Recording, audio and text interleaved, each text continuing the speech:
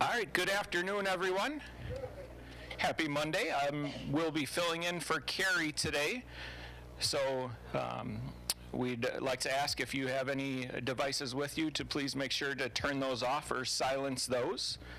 Obviously, as you can tell, we're here for the election of Barack Obama. The topic, and our guest speaker for today is Dr. Susan Johnson, who is an Assistant Dean for Student Success in the UW-Whitewater College of Letters and Sciences, coordinator of the Legal Eagle freshman learning community, and teaches a writing and political science course each semester.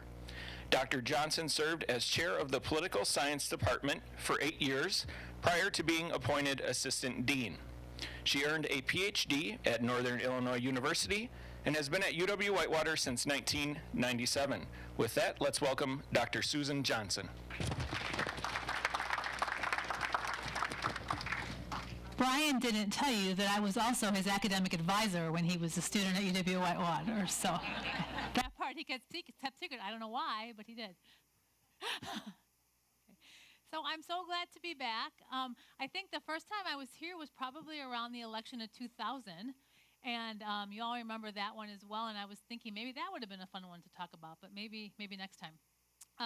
And so what we're going to talk about this morning is the election of Barack Obama, and that would have been in 2008. And as I was preparing for this lecture, I was thinking a lot about what's going on now, so hopefully we can make some comparisons, especially in the question and answer, to kind of see what we think about then versus today and all the like. So I'm going to go ahead and get started, and I'm going to start with what was Barack Obama's debut on the national stage, and that was when he gave the keynote address at the Democratic National Convention in 2004. At that time, he was a candidate for the U.S. Senate, so he wasn't well known at all. And then he gave a very famous speech, and I'm just going to show about a minute of it to remind you. I'm sure many of you saw it, and just to kind of remind you of what he was best known for, his oratorial skills. Oops, that didn't work. Now, even as we speak, there we go. There are those who are preparing to divide us. The spin masters, the negative ad peddlers, who embrace the politics of anything goes. Well, I say to them tonight, there is not a liberal America and a conservative America. There is the United States of America. There is not a black America and a white America and Latino America and Asian America. There's the United States of America.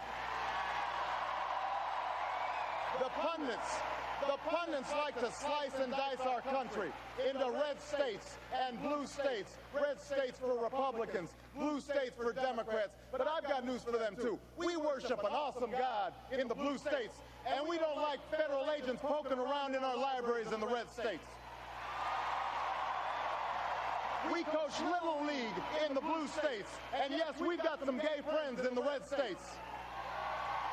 There are patriots who opposed the war in Iraq, and there are patriots who supported the war in Iraq. We are one people, all of us pledging allegiance to the Stars and Stripes, all of us defending the United States of America.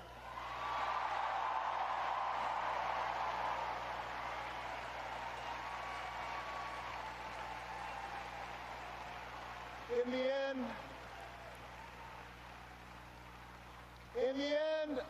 the end, that's what this election is about. Do we participate in a politics of cynicism, or do we participate in a politics of hope? John Kerry calls on us to hope. John Edwards calls on us to hope. I'm not talking about blind optimism here.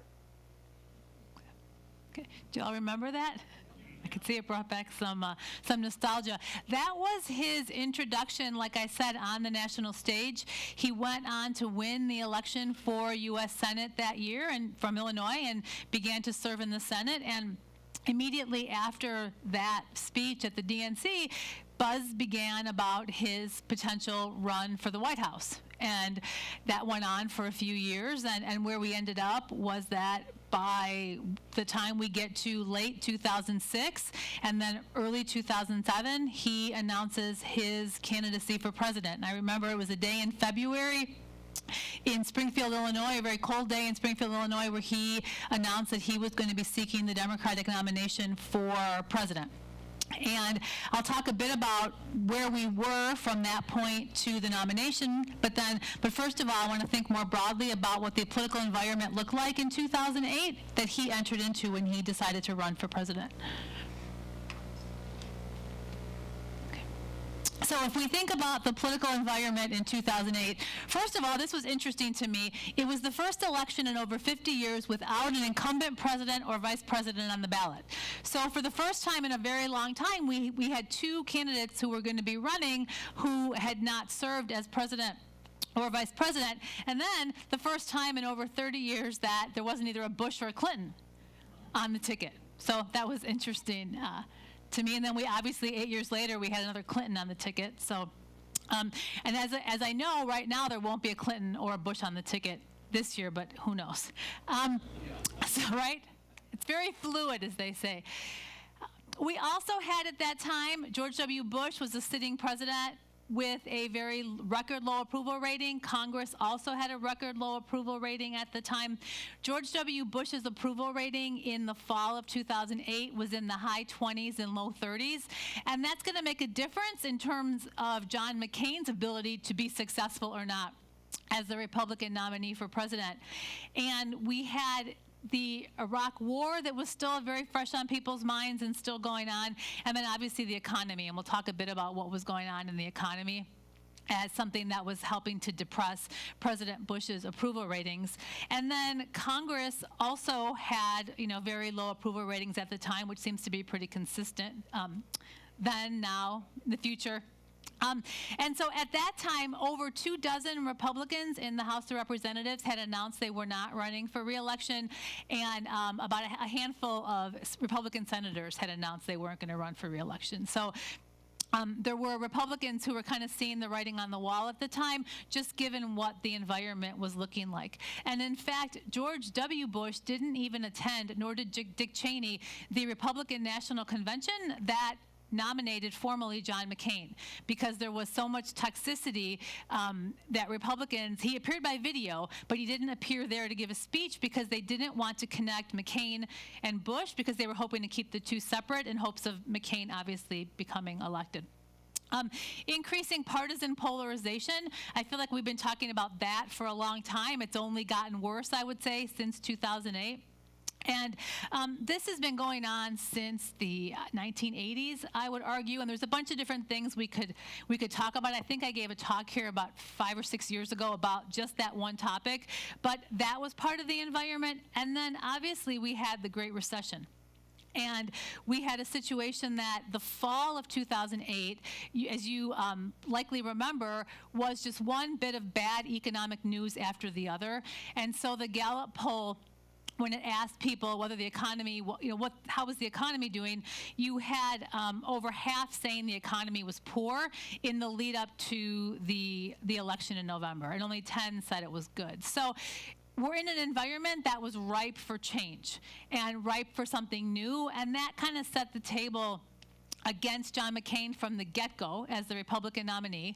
And it also helped set the stage for this young, brand new face to politics, this senator from Illinois, Barack Obama, who went on to capture the Democratic nomination. So I'd like to spend some time thinking about what that nomination phase looked like, and then we'll talk a little bit about the general election and what that looked like, and then we can hit on some of the key moments in Barack Obama's presidency, and then plenty of time for you all to share your recollections, and then some questions and things like that. Okay.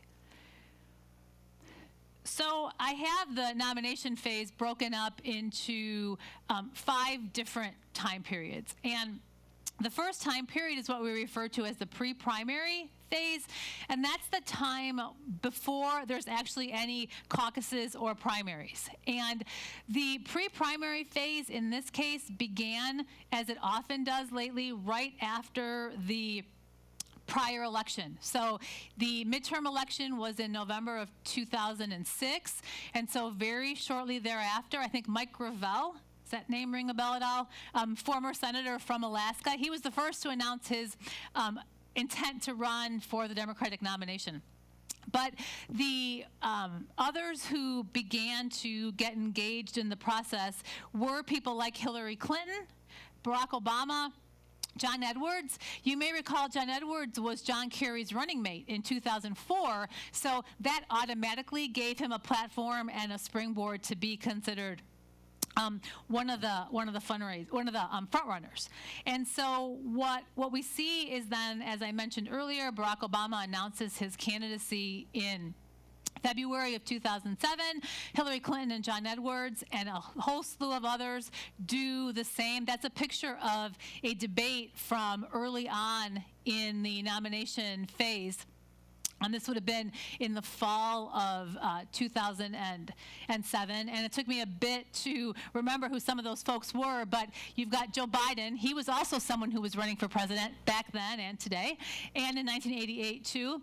And then you had Senator Christopher Dodd and John Richardson, and then Barack Obama, John Edwards, Dennis Kucinich, Hillary Clinton, and Mike Gravel. So those were the key people who were running for the nomination as we got close to the first contest. And so Hillary Clinton was leading in some of those early national polls. I'm talking about in late 2007, before we got going into the actual voting that began in January. And Barack Obama was getting a lot of buzz, but again, it was more Edwards and Clinton who were leading in national polls. Oprah Winfrey announced that she was going to do kind of a barnstorming tour for Barack Obama. And so she went out, and they say that celebrity endorsements don't really matter, I think, except if it's Oprah. And so Oprah went out, and she did a tour of Iowa, and she was in South Carolina and a few other places. And it really started to help Barack Obama. So there's that, to help him get that national recognition of a very important celebrity supporting him. But he also had a very strong ground game getting set up in Iowa. Now, if you were paying attention at all, you know that Iowa just had its caucuses not too long ago, and it was less than a clean operation. But what Barack Obama did was he had a lot of people who were on the ground in Iowa who were working to help support his nomination.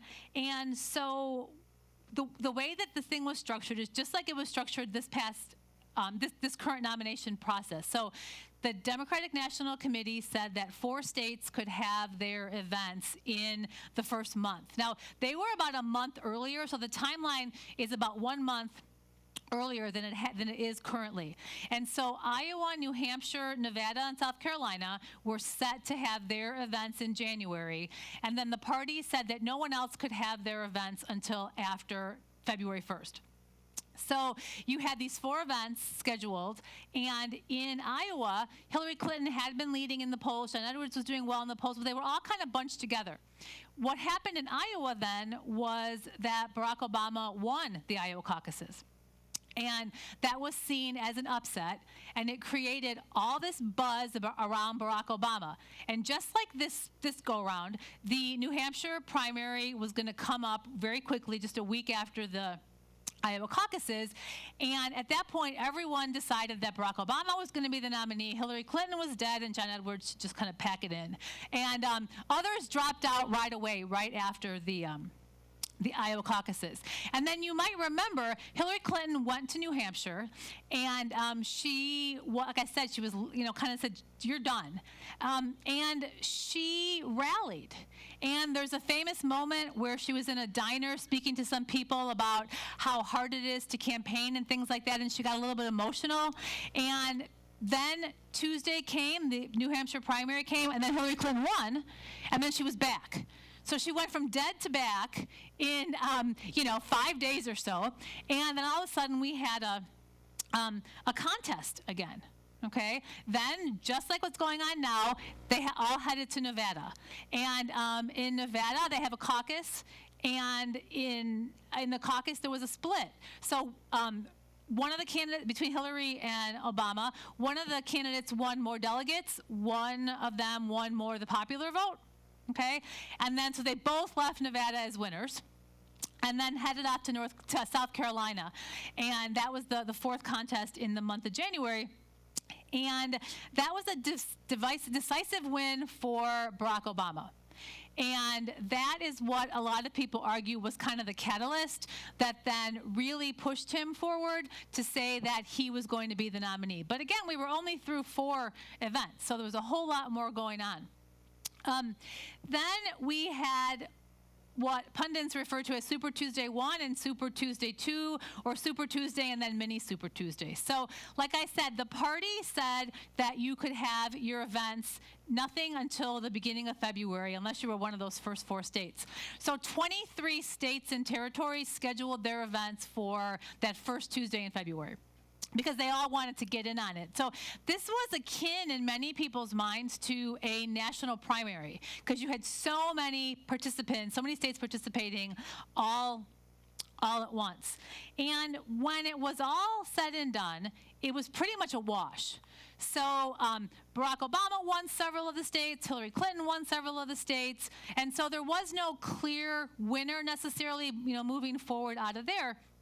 But there was a big, important distinction. And that big, important distinction was that at this point, Barack Obama was still raising a lot of money and had a lot of momentum, and Hillary Clinton was not raising as much money. And it came out in mid-February that Hillary Clinton had to loan herself $5 million. And I wish I had $5 million to loan myself, but I don't. But anyway, so that people said, well, what's wrong with Hillary Clinton's campaign? Why can't she raise money?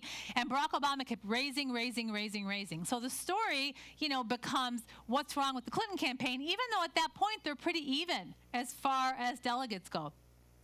There's a couple other contests that take place in February, and then we get to that first Tuesday in March, and what people dubbed as Mini Super Tuesday. There weren't as many states participating, but there were 2 really big delegate-rich states, Ohio and Texas. And so coming out of those 2 states, again, it was pretty close in terms of the delegates, and so we're still, there's still not someone who's kind of pulling away at that point. And so then we have a couple contests in March, and Barack Obama is doing better in those March contests. And then we get to the middle of March, and then there's a lag. So the next primaries aren't until the end of April. So you have about 5 or 6 weeks where people just talked a lot and, made lots of predictions a lot and things like that. But there wasn't a lot going on in terms of voting.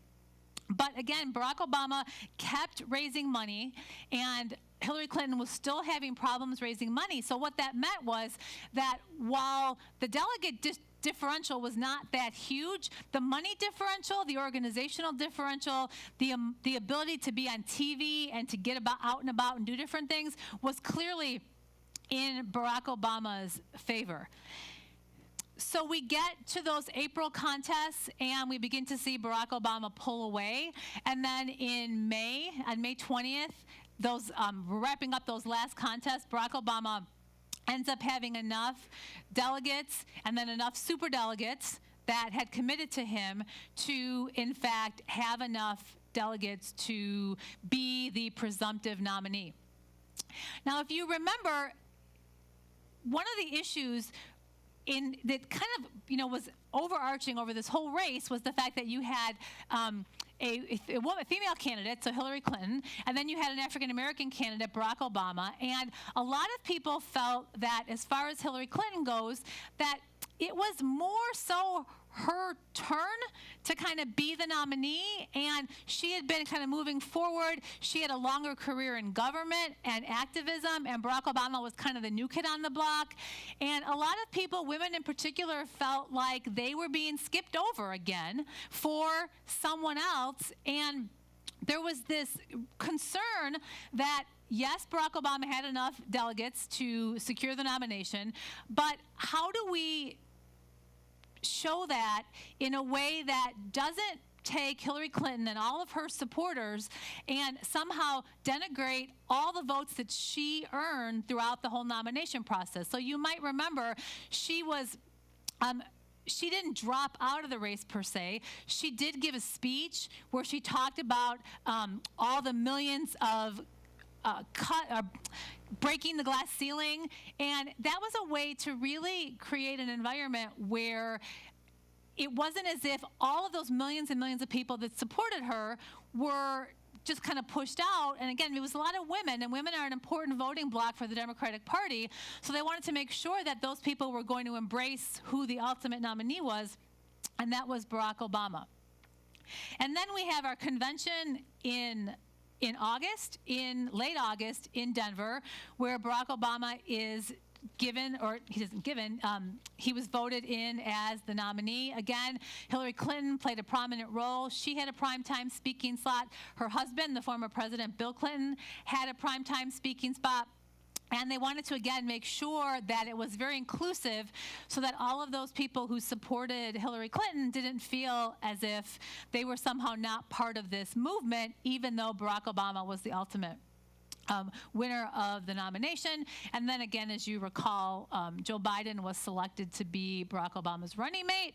Remember, there was a lot of concern at the time that Barack Obama was this fresh face, and that was great, except that that means you didn't have a whole lot of experience necessarily, and Joe Biden was seen as someone who had the kind of experience that Barack Obama didn't have. As we think about the general election campaign, the Republicans had their convention just a week or so after the Democrats had their convention. And when they came out of the convention, actually, the McCain and Palin ticket, they were actually leading in the race. So for a short period of time, they got a boost coming out of the convention, and the national polls showed that the McCain-Palin team was doing quite well. Then we get into September, and September was a really bad month for the American economy. And we had already seen rumblings of the Great Recession coming on through increased unemployment and things like that. But in September is when things really started to get bad. And so within a week's period of time, we saw Lehman Brothers shut down. We saw the Dow drop 500 points, 4% of its value. We saw the AIG, the massive insurance company, collapse. And so all within a very short period of time, a lot of what was going on with the American economy was looking like we were really in store for a long period of bad economic times. And it was interesting because you might recall that at that point, John McCain, at the same time as this was going on, John McCain came out and said that the American economy was fundamentally sound. And what he was trying to do, I believe, was to create more confidence in people and not have people panic. But when he said that, it was not well received. Obviously, people could see this, things crumbling before them, and then you have John McCain saying that things aren't as so bad. And then he also, when all of this was going on, he announced that he was going to suspend his presidential campaign to head back to D.C. to try to fix some of these problems that were going on. And people wondered, people saw that as being kind of odd, honestly, and they wondered, what are you doing? What do you mean suspending the presidential campaign? And then he wanted the first debate to get postponed.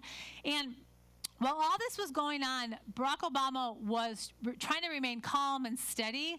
And so if you look at public opinion polls from that time, and then people were asked about who they thought was going to be a better force moving forward to help improve the economy, and people by large numbers said Barack Obama, and people attribute that perhaps to the fact that John McCain was making these statements that people thought were not appropriate, and then also the idea of suspending the campaign and wanting to postpone the debate and things like that. So that was going on. Also, there were issues regarding money and campaign resources. back in 2008, when we still had a public financing system for presidential elections and candidates would take public money to run their campaigns, Barack Obama was raising so much money that he decided in the summer of 2008 to forego the money that candidates would get normally from the federal government to run their campaign. And so he was saying, I don't need the $84 million that is allotted to me to run my campaign because I'm raising enough money on my own. And at the time when he did that, it was seen as pretty controversial because for the past few decades, presidential candidates have stayed within that framework. We don't do that anymore, okay? 2008 was the last election where you had a presidential candidate, John McCain in this case, take that money. But before then, there was this agreement that candidates would stay within this framework, and a lot of it was because they couldn't raise more money on their own. Obama showed that he could raise more money on his own than what the federal government through the public financing system was going to provide. So in the summer, he decided to not take that money. He was criticized, like I said, quite a bit for that decision, but it turned out to be worked quite well for him because by not taking that money, then he wasn't constrained. John McCain took the $84 million, which sounds like a whole lot of money, but when you've got Barack Obama raising hundreds of millions of dollars, right? See? And then John McCain, because he took the public money, was also limited in his ability to fundraise, whereas Barack Obama didn't have those same limitations. So what that meant was that Barack Obama just had more money and he had more flexibility. So that was a major factor. If you think about being able to run campaign ads, to organize, to do all the kinds of things that you have to do to run a campaign, if you don't have the resources, if one candidate has more than the other, that is going to be a big factor. And then finally, all that money helped Obama mobilize and get people out there. It also was very helpful in supporting grassroots organizations. So there were just new people who were coming into the system who had not ever participated before, who were really excited about what Barack Obama was talking about, this idea of change and hope and things like that. There was also a bit of an enthusiasm gap. So Democrats were much more enthusiastic about the 2008 election than were Republicans. Okay, again, I said that you had a Republican president who had pretty low approval ratings. You had a situation where the economy wasn't doing so well, and so Republicans just weren't as enthusiastic about their candidate, John McCain, and about kind of moving forward, as were the Democrats, who were much more enthusiastic. So that kind of helped with Obama just getting more people engaged in the process. And then this is one of the earliest times where we're really seeing social media and online activity. So Barack Obama was raising a lot of his money online. And his campaign was really at the forefront of using the internet and social media to help run a campaign. Now, I'll be honest, where we are today is the Republicans have leapfrogged over the Democrats, and they do a much better job. But in 2008, it was the Democrats, it was the Obama campaign and its mobilization efforts that really got social media and the internet and things like that going. So we had the general election in November, and it was a decisive win, as we know, for the Democrats. And the Democrats, the Obama-Biden ticket, carried 28 states and Washington, D.C. And of those 28, that included 9 that had been carried by George W. Bush in 2004. And if you look at that map, it also includes quite a few states that in 2016 voted Republican again. And some of those states voted Republican even in 2012. So there were some big surprises up there. Indiana, for example. As you're watching kind of the election results go, Indiana is one of the states where the polls close the earliest across the country. And so when you saw Barack Obama racking up really big leads and then winning Indiana, that was sort of a marker that it looks like it's going to be a good night for Barack Obama, just because you wouldn't have expected him to have done well in Indiana. You can see that he also won Ohio and Florida. Those are two states that have been trending more Republican and went that way in 2012 and then in 2016. Also, Virginia and North Carolina were not states Democrats were used to winning. So there were a lot of states that the Obama-Biden ticket won in 2008 that indicates just how decisive their victory was. In terms of voter turnout, the turnout level, the percent, was about 62%, which was just a little bit slightly higher than it had been in 2004, so it wasn't a huge jump. There were more voters who voted in 2008 than there were in any previous election, but that number always goes up because the population just grows. So it was record turnout for when it was, just because, like I said, more people just vote every election cycle. But that being said, Democratic voters were up 10 million from 2004, so that was a big jump. As far as minority vote support, you saw African American participation go up 18% from 2004. So that was huge.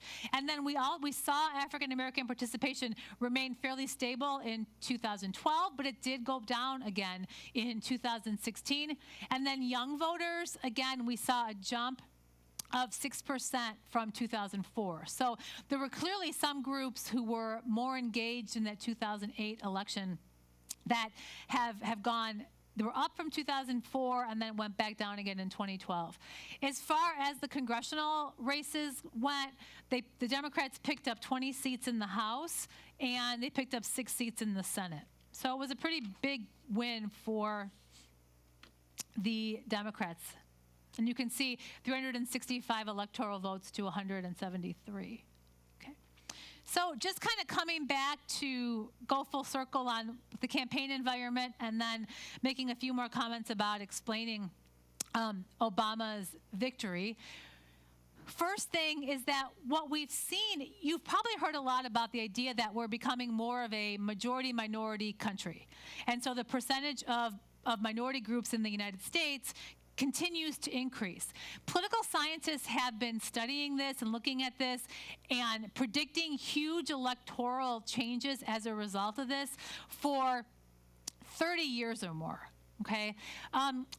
When I was preparing for this lecture today, I pulled a book that was produced right after the election that kind of gave you all the analysis right afterwards.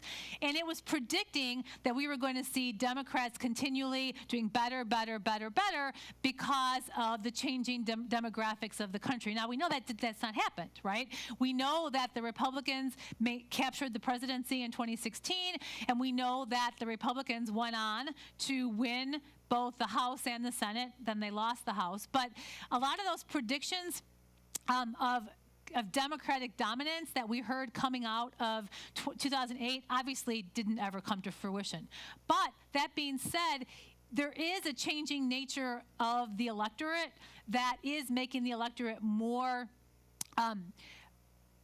less white. And if minority voters tend to be more supportive of Democratic candidates, long-term people are still looking at that being something to keep in mind. Other things about the 2008 election, the short-term forces that I already mentioned. You had a president who just wasn't very popular because of the state of the economy, because of the lingering war in Iraq and Afghanistan. So what does that mean for John McCain? It means that John McCain couldn't run on George W. Bush's coattails. In fact, he was trying to run as far away from George W. Bush as possible. And if you think back to the kinds of campaign ads and the messaging that John McCain was using, it was all about how he and Sarah Palin were not your traditional Republicans. Okay, whatever that means. They were mavericks. And that was really important for them as a campaign strategy, not because they didn't believe truly wholly in the Republican Party, but because they felt that the Republican Party brand was a little tarnished at that time just because of the things that were going on in the country. So that was something that really helped Barack Obama. And then to come back to some of the decisions that were made by the McCain campaign and the Obama campaign that worked not so well for the McCain campaign, but things that worked well for the Obama campaign. For example, when John McCain selected Sarah Palin as his running mate, that really helped him and gave him a boost. At the beginning, she was seen as someone who was new and fresh on the scene and had again, part of that maverick team kind of thing. By the time November came around, only about a third of voters thought that she was ever qualified to even be vice president. So that was a problem, right? So that hurt the McCain campaign. Some of the decisions McCain made, like I said, about wanting to suspend his campaign in the middle of the race didn't work as well as he thought maybe it was going to. I mean, the idea there was he was going to show that he was more interested in doing the business of the country than running for president. And there's something laudable in that, but it didn't play that well. Decisions that Obama made, for example, like deciding to not forego public funding, which allowed him to keep spending and raising money, were very helpful as well. And so when all was said and done, we had the election of Barack Obama, the first African-American president. He went on to win a second term in 2012. And now he's off with his production company, and they won an Oscar. So he's living his best life outside of politics. So I'm just going to go through a few of the highlights or lowlights from the Obama presidency, and then kind of think about what his legacy may or may not look like, and then see what you all have to say. Okay. So during his first term, just a couple of things that you might be familiar with as far as Obama goes. We had what's known as the Stimulus Act that was passed very early in his presidency to help give the economy a boost. So that happened. The Affordable Care Act, which is Obamacare, which is probably the thing that he is the most known for, was passed and signed in March of 2010. You had Dodd-Frank, which was a Consumer Protection Act and Wall Street reform law. Then we had the midterm election in 2010. And I don't know if you can see, but that picture up on the top is of a Tea Party rally. And so you had the Affordable Care Act passed, which was seen as a huge accomplishment for Barack Obama and the Democrats, but it also really spawned a big backlash against Barack Obama and the Democrats.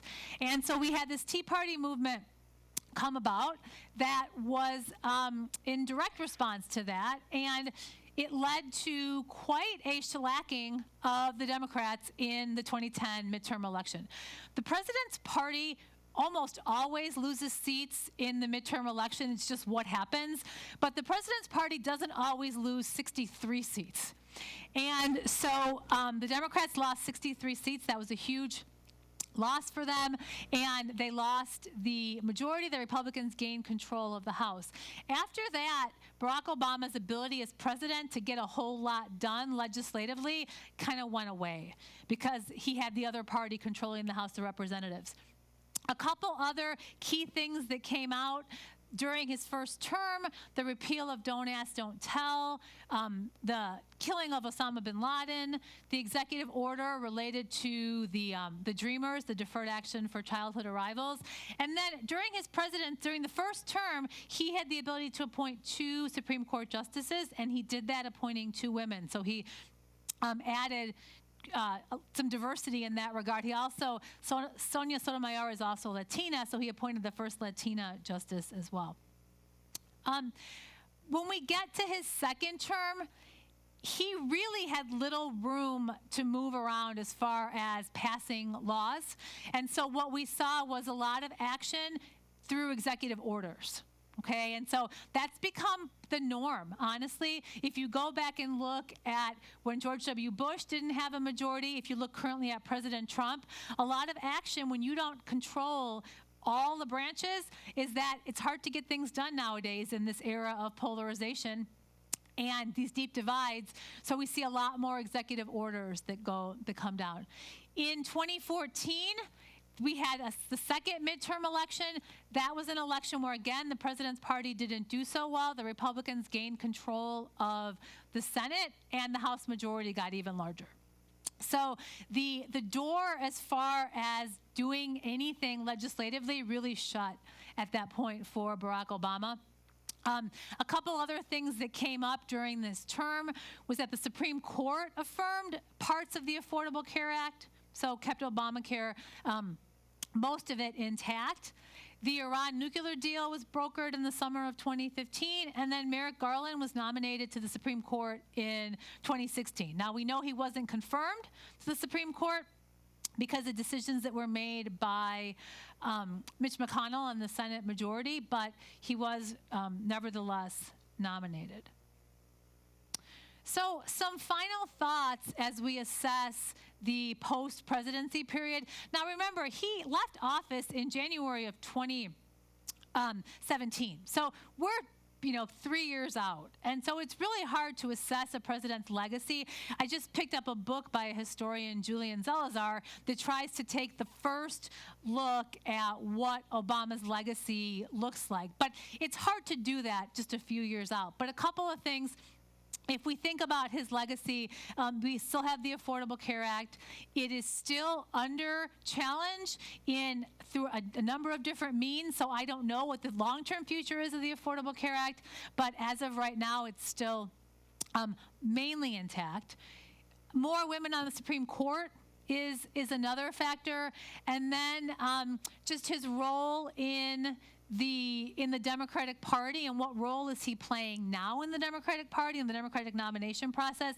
Not a whole lot, but I'll be curious to see what role he takes on once the nomination is sorted out and we get into the general election period. And then some things to think about, long term, that we'll reassess in a couple more years, is whether or not his candidacy paved the way for other minority candidates. It was obviously, a very important milestone for he to be the Democratic Party nominee and then to be the Democratic president in 2008. But if we think about the nomination process right now for the next Democratic potential president, the minority candidates didn't necessarily do so well, and so we don't know. Moving forward, we'll have to kind of keep an eye and see if this was a one-time thing, or if his legacy is going to expand so that we see more minority candidates. What's the long-term future of the Affordable Care Act? Again, we don't know that right now. The economy is moving, right along right now. The unemployment's very low. The stock market is doing really well, and a lot of people are arguing that this is the result of the economic policies that were put in place during the Obama administration. We need to have people study that, though, before we can make that definitive distinction. And then, is the world a safer place? The killing of Osama bin Laden and other decisions that were made are, again, all questions that we have to think about down the road. But those are some things to think about as we review and reflect on his presidency. Okay. So that's what I've got, and I'm curious to hear what you all remember and what you want to share and what you all think. So it does look like we have plenty of time for some questions, so if you could please just raise your hand and we'll get around to you with the microphone.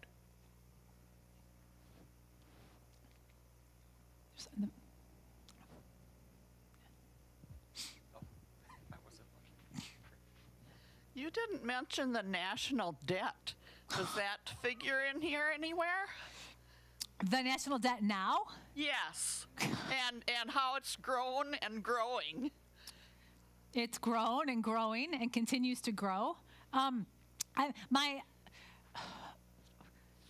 don't have much to say about the national debt. I'll give you an interesting observation, is that Republicans seem to care less about the debt and the deficit when they're not in power.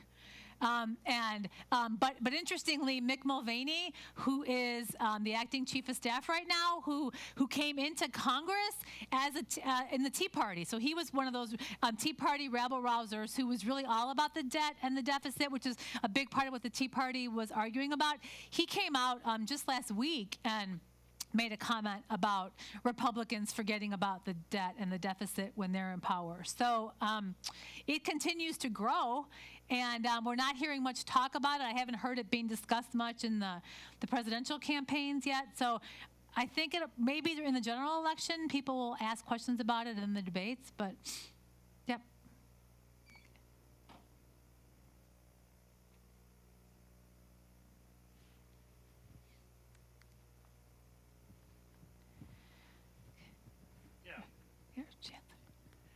I know you were talking about Barack Obama, but you also said you might compare to what is happening now. Is Senator Sanders stoppable? And what are your thoughts on that?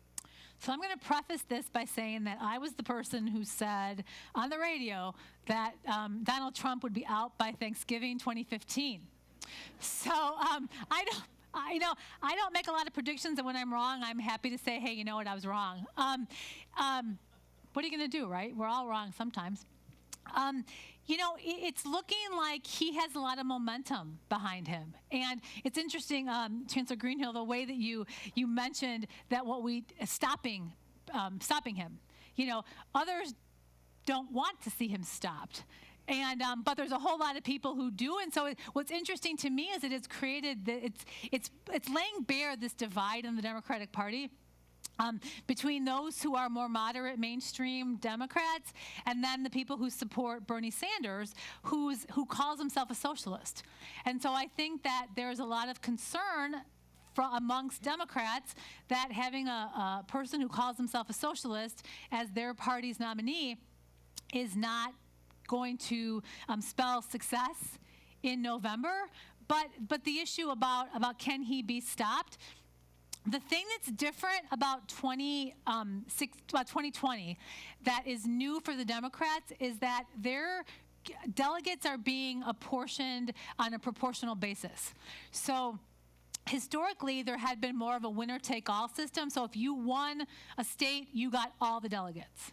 Okay, what the party changed in a reaction to 2016 was that now they're doing more delegate allocation proportionally. So if enough Democrats have a hope of stopping Bernie Sanders, the proportional allocation of delegates means that it may get to a point where we get to the convention and he may not have a majority of delegates. He may have a plurality, but he may not have a majority. And that's because of this new rule that was put in place for this cycle that apportions them proportionally and not more winner take all. So that's a way that the Democrats could be more successful now than they would have been earlier. I also feel like pundits like to talk about things going on and on and on longer than they really are going on and on and on. And I think 2008 is a good example of that. If people were just, and 2008 and also 2016 for the Democrats, people who were just looking at the delegate math in 2008 and then in 2016, in 2008 for Obama, and 2016 for Hillary Clinton, the delegate math was clearly showing that Obama in 08 and Clinton in 16 had the delegates that were necessary. But we kept talking about this going on and on and on and on, and it was a lot of talk, but the math didn't really warrant all of that talk, because the way that the candidates were racking up their delegates, they had enough delegates. And only if crazy things happened, then would things have turned around, and they didn't. But this time it could be different. I don't know.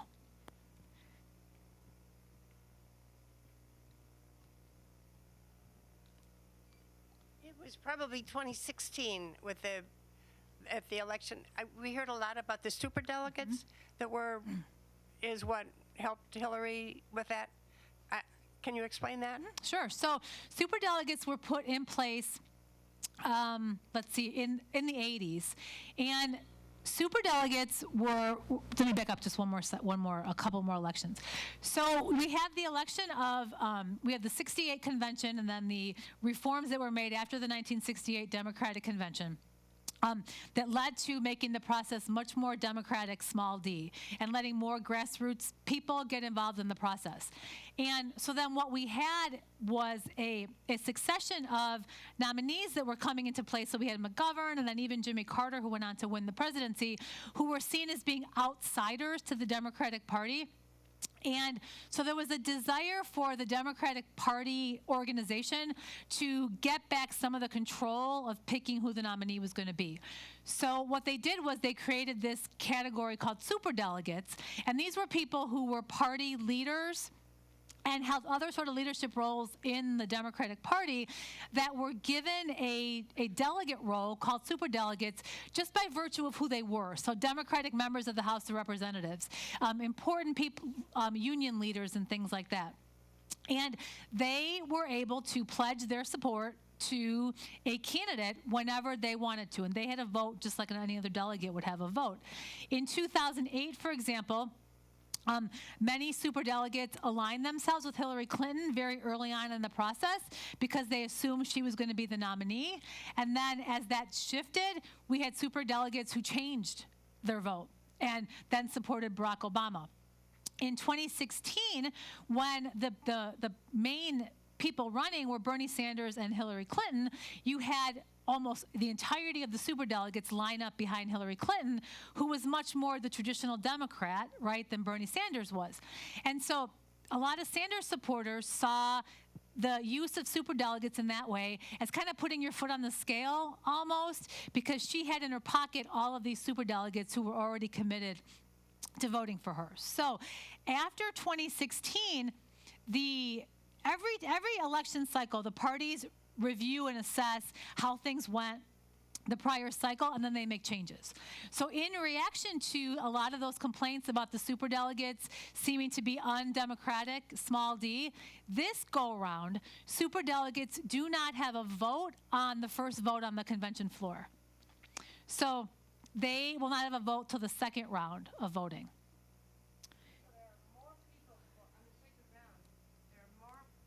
Voting. On the second round, there are more people voting than there are actual elected delegates? Right, because they would be superdelegates, yeah. Yep. Democratic. On the Democratic side, right. Yep.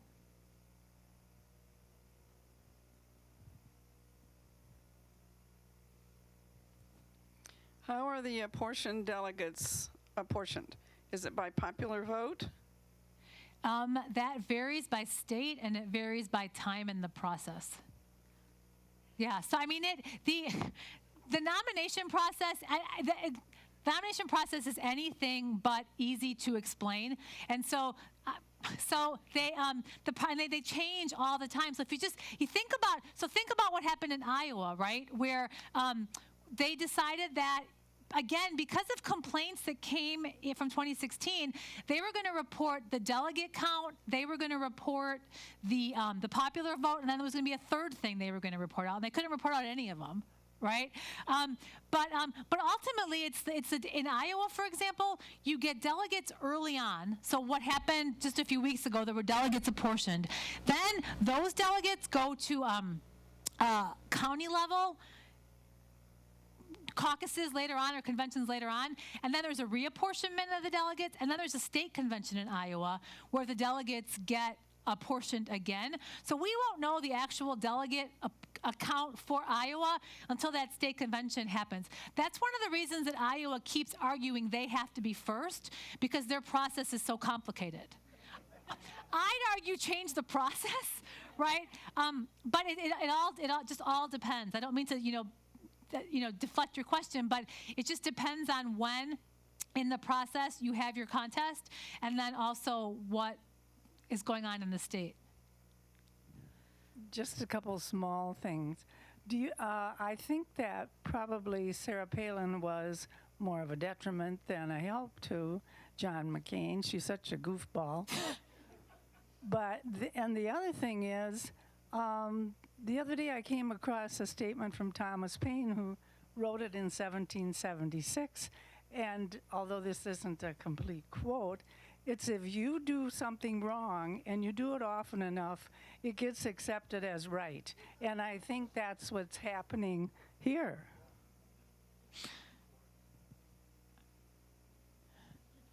Do you want me to respond or just nod my head? Or, yeah. All the above, yeah.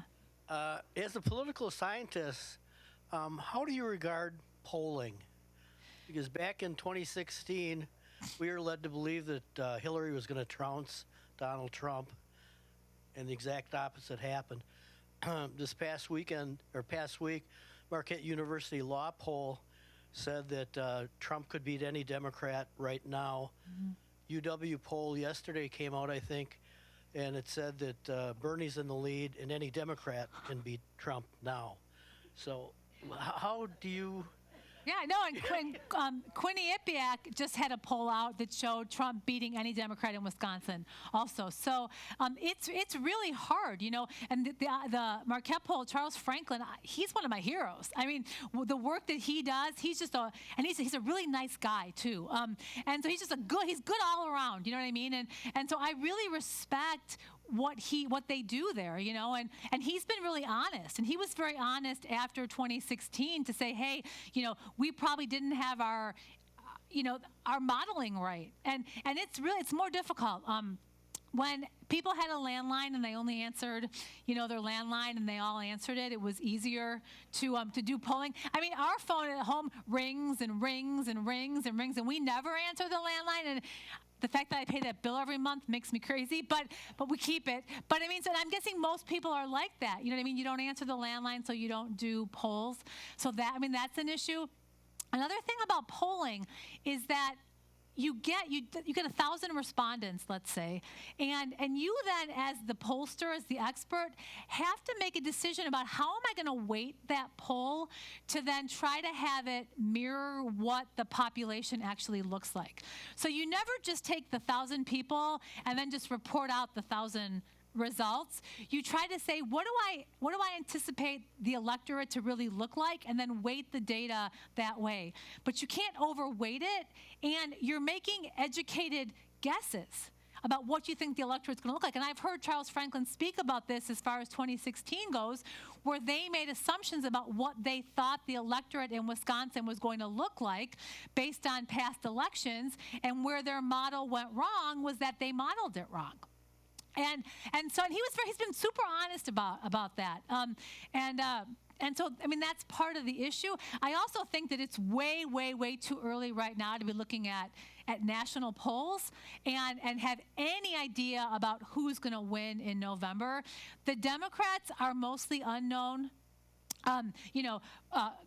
Commodities right now to most voters. The other thing is, we all know that the presidential election is a state-by-state election. It's not a national election.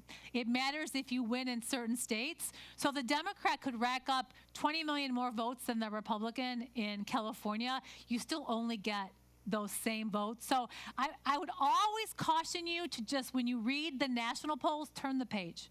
Okay? No, seriously, look and see what's going on in those key states that we think about, Wisconsin being one of them, Pennsylvania, Michigan, Florida.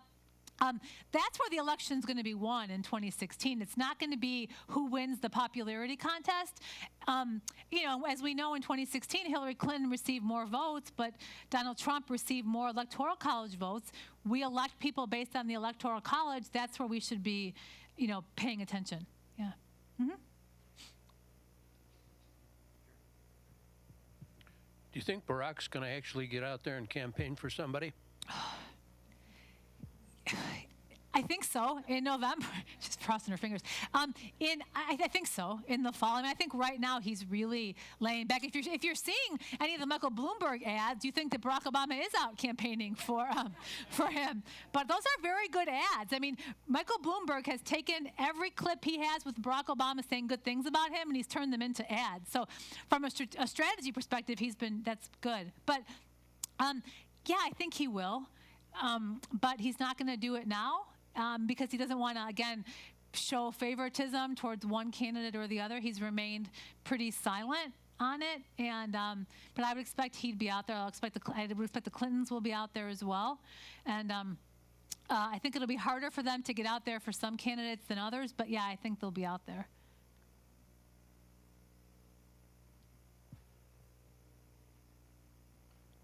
Why do we have to have an electrical college? Because, I remember, so I started off today talking about the 2000 election, and probably my first visits to here, we're talking about the 2000 election, and I remember that one never ended. We didn't know what was going on because of Florida and the hanging chads and all that, and people pounded their fists and they said, if this is going to get rid of the Electoral College. No more Electoral College. okay? And here we are 20 years later, and we still have the Electoral College. And so my students, sometimes they want to write papers about, why we're going to be getting rid of it. And I say, but we're not. Because, if we didn't do it in 2000, I don't think it's in the cards. It's really difficult to amend the Constitution. Exceedingly difficult. And so that's part of the issue, is that there would have to be a groundswell of support amongst Democrats and Republicans. And remember, Democrats hate the Electoral College now because it's not working so well for them, right? Okay, but as soon as you see it flip over, and then you see a Republican get more popular votes and a Democrat get more electoral votes, be honest with yourselves. You wouldn't be so up in arms. And that's politics, right? So I don't see it going anywhere because it's really difficult to amend the Constitution. All right, and then this will be our last Okay. question. What precipitated the Electoral College constitutional amendment? Why did it come in? Why did it come into being? Yes. Because at the time when they were creating this great country that we all live in, there was concern that we had too much democracy, small d, and so the idea was that this would be a system in place that would ensure that there would be additional checks that would be in place. It would take me an hour to just explain to you the whole idea of the electors and all that, and the way that they're decided now is through popular vote, but it wasn't always necessarily that way, and so it was a safeguard put in place to. Oh yeah. It's always been, yeah. All right, with that said, that ends today's lecture. Let's thank Dr. Susan Johnson for today. Everyone have a good rest of your week, and we'll see you back here next week, Monday.